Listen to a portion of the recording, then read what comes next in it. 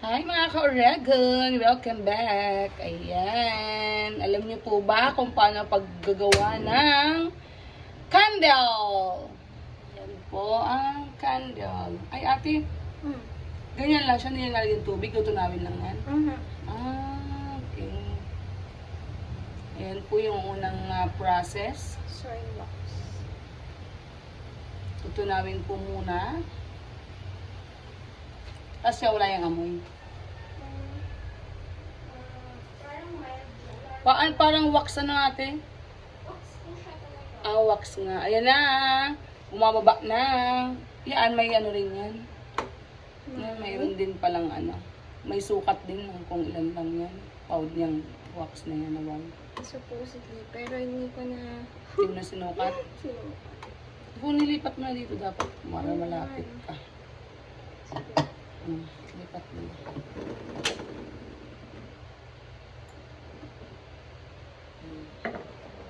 Yan. Yan.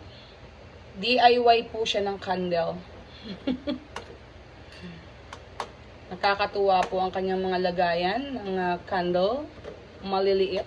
Parang pang-display.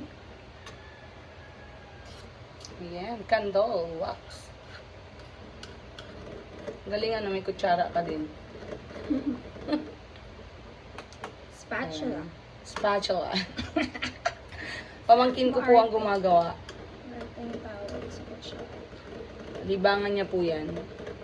Ganda rin pala yun at yung business, no? Pa-order mo. Yes, kakalkulahin ko na nga. Pwede yan. October pala magpapa-order ka na. No?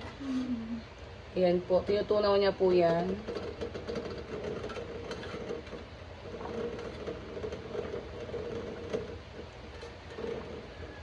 Dapat mas malaki na yung lagayan ko next. Yung anuhan ko next. Ito na yun. Yes, ayan. Charin! Ayan na po ang kanyang ginawang candle.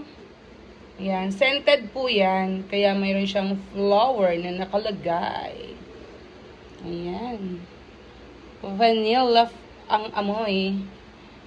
Di ba po? DIY niya lang yan. First time ko po makakita mga ka-Oragon ng ang paggawa ng candle. Yes. Ngayon pa lang po ako nakakakita kung paano ginagawa ang candle. Ganun pala yun. Ayan. Maliliit lang po yan na glass. Ayan. Ilan lang ang gagawin mo ate? 12 lang? Ayan po ang kanyang ginagawang candle. Ayan. Mainit-init pa po. Mainit-init pa. Nakakatuwa. Kaya sabi ko, ayan, may mga flowers siya. Ayan.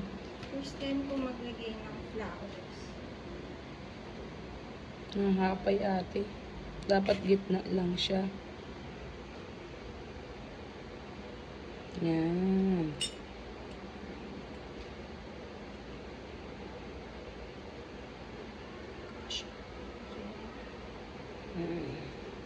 Kita, no? Meron po siyang mga kung ano-ano. Yung pwede din yan. Mga gamit niya. Hindi na yan yung instead na Diba po? Ang galing. Tuwa ako, nakakatuwa. Pwede po itong pang business. Pwede yung pang business. Lalo na kapag malapit na ang All Saints Day, All Souls Day. Ayan. DIY candle. Diba? Thank you so much mga ka-Oragon for watching. Bye!